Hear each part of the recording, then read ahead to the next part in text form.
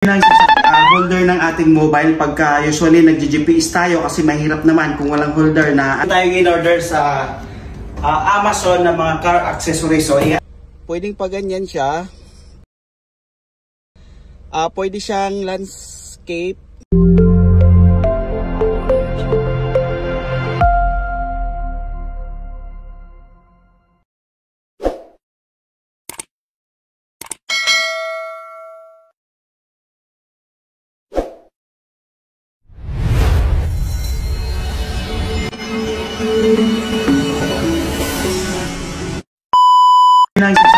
Holder ng ating mobile pagka usually nag-GPS tayo kasi mahirap naman kung walang holder na para hindi tayo hassle at hindi nakakaabala na hawak natin yung telepono. So ito naman siya.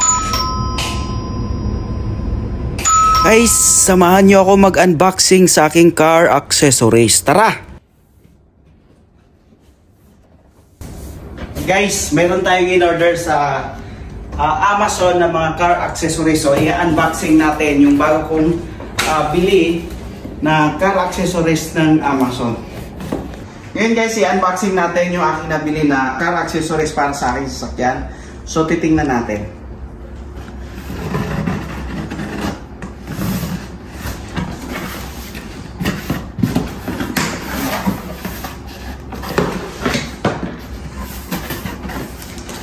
So ito guys, mayroon tayong phone holder para dun sa aking car.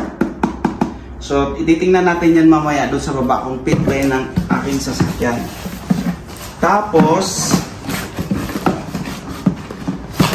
mayroon din tayo charger. Yung charger, ito yung dihila na lang. Kasi nga di ba pag sa sasakyan, pagka yung charger mo ay mahaba, tapos minsan sumasabit dun sa ating gear. So ito kasi pagka ayaw mo nang i-charge, ibabalik mo siya. So babalik ulit iikot. So titingnan natin mamaya. Ngayon bubuksan natin kung maganda ba siya. Good quality ba itong product natin. So guys, ito na ngayon holder ng ating mobile pagka usually nag-GPS tayo kasi mahirap naman kung walang holder. Hindi tayo hassle at hindi nakakaabala na hawak natin yung telepono. So ito naman siya ay 43 dirham sa Amazon. So titingnan natin. So kailangan pa natin siyang So ito na po yung laman guys. Kasama siyang pabango. Kailangan pala siyang i-assemble. Ito. Tapos ayan. Kailangan siyang i-assemble doon sa ating sasakyan mamaya sa baba. Tapos titingnan din natin itong charger. Itong charger naman is 79 dirham. Ayan. Ang good thing kasi nito guys, hindi na nakakaabala at pag ayaw mo na, kusa siyang iikot sa loob natin. So parang i-attach mo lang doon sa saksakan, then pagka ayaw mo na siya, hihilain lang. Tapos pagkatapos na lang charger. So guys, ito naman, ang kagandahan naman nito guys, pagka hihilain mo lang siya, then pagka napuno na po yung pag-charge ng iyong mobile, ayan, bumalik na din siya. So, ang good thing kasi hindi na siya paikot-ikot doon sa iyong gear. So, safe po siya. So, mamaya magbibideo ako, titingnan natin sa aking sasakyan kung bagay ba itong mga nabili ko sa Amazon doon sa aking sasakyan. Okay, bye for now! At ayan na guys, kinakabit ko na nga yung aking mobile holder. Ayan, dapat dito yan sa gitna.